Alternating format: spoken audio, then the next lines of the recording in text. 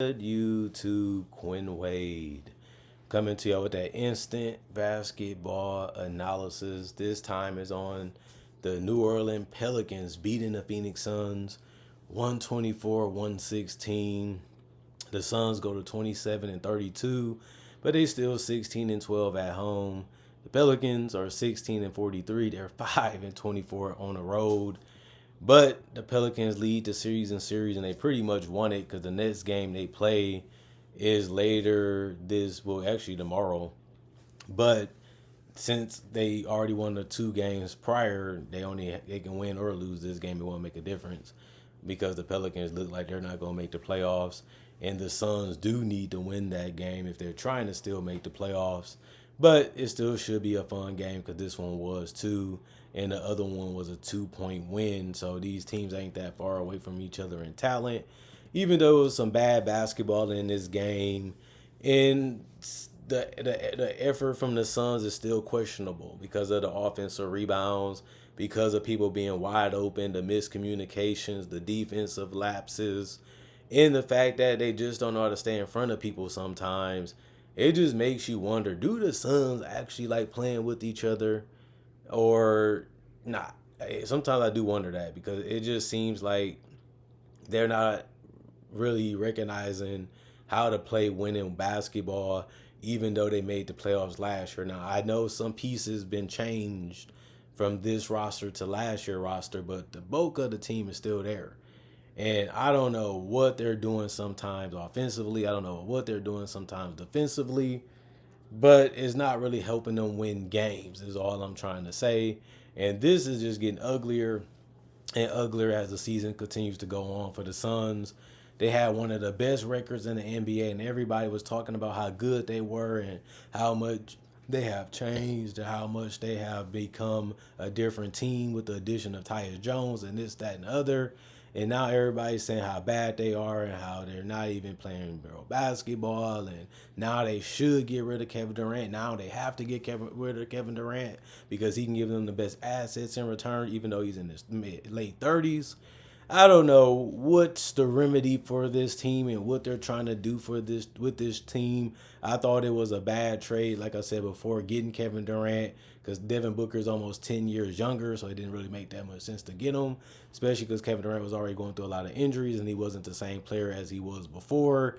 Now he has become closer to that player, but it hasn't helped them win that many more games because they was the number one team in the NBA without Kevin Durant. With Chris Paul, McHale, and DeAndre Ayton, they was able to achieve that goal, and they basically got to the NBA Finals without him. They haven't really made a deep run at all with Kevin Durant, and this season can end with them not even making the playoffs, and that's something you can never say about the Chris Paul-led Suns team with Devin Booker. But that's something you can possibly say about this team, and the season's not even over, and people are already giving up on this team. And some of them thought they'd be good based off how they started the season, and then you realize they was barely getting wins even in the start of it. A win is a win, and that's what they're supposed to do. But it showed you how far away from they were for being a great team, and that's why I started saying they're going to be a good or an okay team. And sometimes an okay team is good enough to make the playoffs. You just get put out in the first round, which they did last year anyway. So nothing is confusing about this, and nothing is really crazy about the results I'm seeing for this team. But the Pelicans, they ain't no better. I'm not gonna lie about that. They both non-possible playoff teams anyway. But the Pelicans won this game. They started off the first quarter with a 35-30 by the end of it, and then they ended up losing the second quarter 32-26, in the third quarter 29-27. But that 36-25 run to end the fourth quarter just shows you, does the Suns really care? Like, I'm watching this fourth quarter, and it just seemed like the Suns are so nonchalant and so careless that I'm just looking at some of these things are just effort. Just try to get the rebound, try to box out. And you shouldn't even be saying that to a team that's showing you that they wanted to make these moves so they can still have a chance to be a better version by the end of the season. That's the purpose of making these trades that they did throughout the trade deadline. But I'm looking at this team, they just need a wake-up call. And if they don't get that wake-up call, they're done this season. I don't think they need to be in the playing tournament. They should be one of the top six teams in the Western Conference. Now it changed because some other teams made some moves that made them better, And it doesn't seem like the moves the Suns made them better, and that's another problem. But right now, the Pelicans deserve a lot of love because they got it done. And we're going to talk about them first because Zion Williamson played 31 minutes. He finished with 27 points. He was a plus 17 and plus minus. One personal foul, two turnovers, two blocks, 11 assists, and 10 rebounds. So a triple double for him. Four of his rebounds was offensive, 1 of 4 from the free throw line, 13 of 17 from the field. Just a really good scoring game for him, and he did a good job attacking the rebounds with the offensive ones, and he did a good job of getting to the paint and finishing quickly. And he made a lot of great passes throughout the game to keep his teammates involved. And Carlo was one of those guys that, how did this guy get open? And then by the time he was open, he was making another shot. But he had a double-double, 17 points, 10 rebounds, 1 assist, 2 personal fouls. 3 of his rebounds was offensive. He was 3 of 7 from 3. 1 was like a practice shot because he was just that wide open. And it came in a crucial point in the game that didn't really make sense for him to be that open.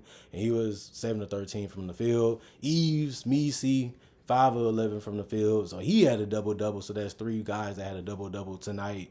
He had 11 points and 10 rebounds. 5 of his was offensive. 1 assist, 1 personal foul. He was a minus 11 and plus minus. CJ McCollum was 7 of 18 from the field, 3 of 9 from 3, 2 of 2 from the free throw line.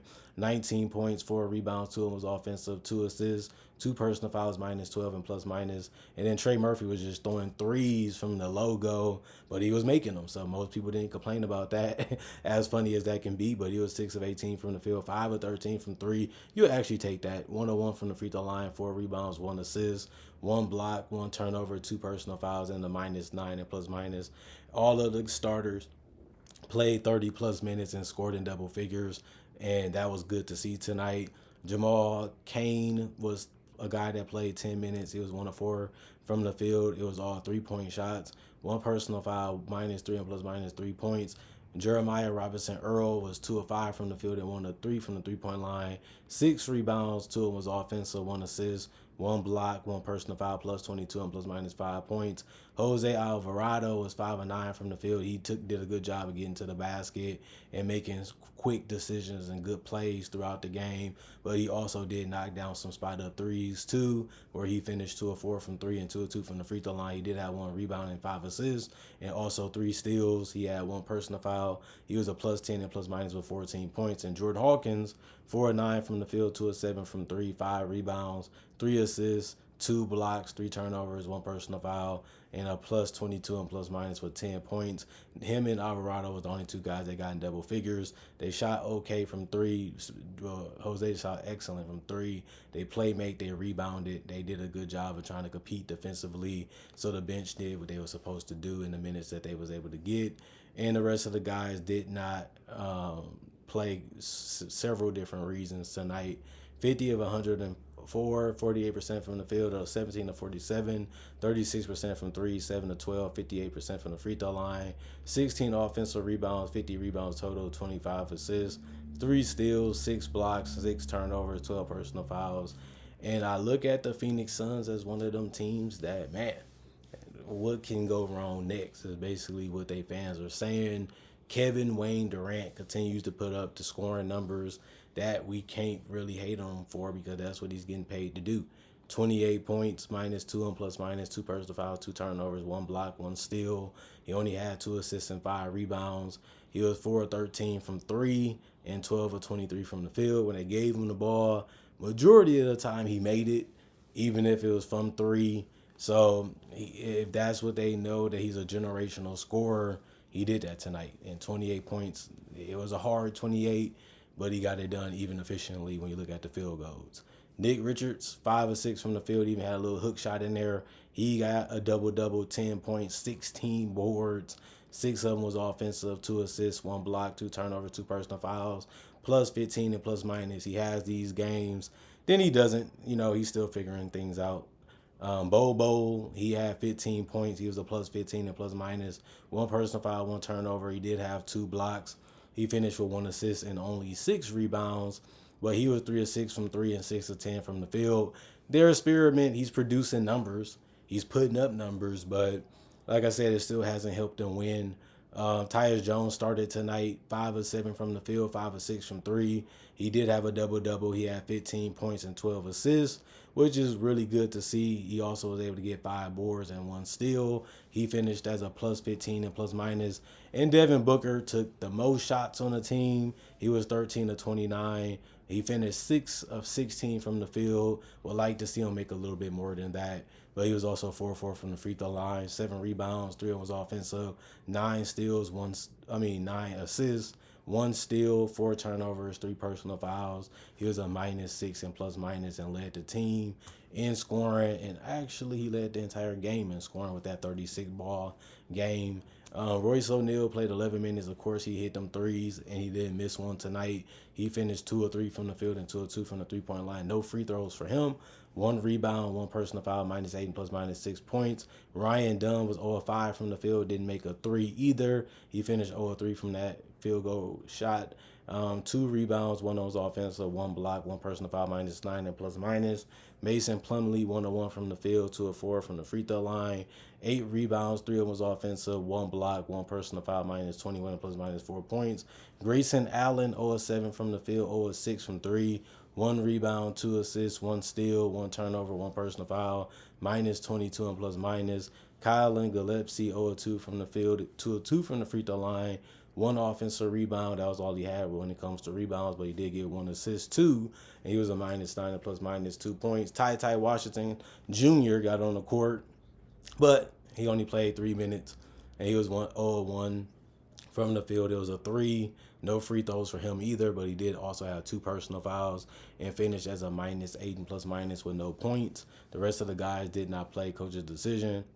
44-94, 46% from the field, 20 of 53, 37% from 3, 8 of 10, 80% from the free throw line, 14 offensive rebounds, 52 rebounds total.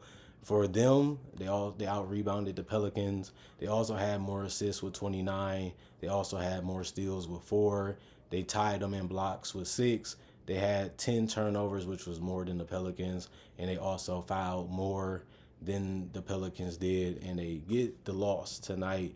Other than that, comment, like, subscribe, and share. I made videos of different topics, NBA-related conversations with me in the screen to give to you to watch and enjoy as a form of entertainment. Not only that, I gotta say I got over 3,000 plus channels on my 3,000 plus videos on my channel that's NBA related, whether it's breakdowns of legends, current legends, rookies, and future stars with real NBA footage, obviously. And also I do mock drafts and draft coverage too. If you love that type of content, I'm welcoming to you. Like, thanks for checking this channel out. Thanks for watching one of my videos. And if you want more of it, I got so much videos to give you and so much videos to show you. I'm letting you pick and see if you want to be a fan. That's how I got to do it anyway, and I love it because it shows that if you really want it, you'll get it and you'll actually cherish it, like all the fans that I have already. Thank y'all for appreciating the content that's given to y'all. Thank y'all for continuing to come back. Thank y'all for continuing to watch. Thank y'all for enjoying what I have to say and looking forward to it. Like I see you guys in person, you do it that way, and I see y'all watching the videos too, so I couldn't ask y'all for more. That's the 50-50 why the channel is still relevant 10 plus years later on YouTube, and why I'm one of the pioneers of NBA only content on YouTube too. And now it's getting more, and now it's getting bigger, and now we have the best analysis in the world all on YouTube too, which is good to see. Other than that, I'll see you guys later with more analysis, hopefully by the end of the day. If not, it'll be early in the morning or late tonight with the rest of the videos, which is, I think, that Laker game, and that'll be the last one for me when it comes to analysis. Other than that, y'all stay blessed up. Y'all continue to have fun, have a little leisure, and also have a little bit of rest in that day so y'all can be as best as y'all could to conquer that day. Other than that, I'm gone for now.